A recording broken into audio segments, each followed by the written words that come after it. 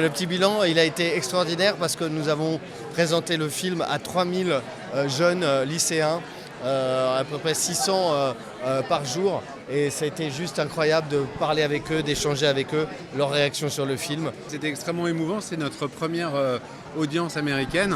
Et c'est vrai que tous ces échanges avec ces jeunes Américains qui venaient parfois de très loin, de l'Utah, d'autres, c'était pour nous un contact incroyable. On a vu beaucoup de presse ici et c'est un très beau festival, donc c'est un très beau moment pour nous.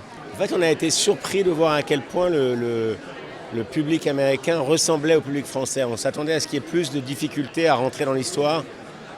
Et en fait, les retours qu'on a eus, on a rencontré énormément de jeunes, on a fait des questions, on a fait ce qu'on appelle des Q&A, des questions-réponses avec eux tous les jours.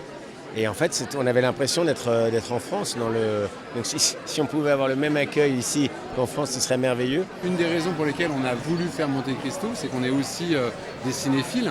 Et ce genre-là nous manquait. C'est-à-dire qu'on a grandi avec Danse avec les loups, avec Titanic.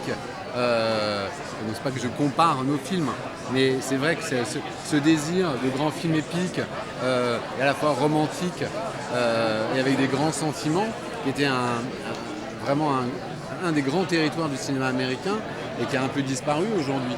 Et on a été très heureux de voir à quel point le jeune public américain répondait fortement à ça, alors que c'était notre désir, nous premiers, de vieux admirateurs du cinéma américain. So we see you at the end of the screening for Q&A.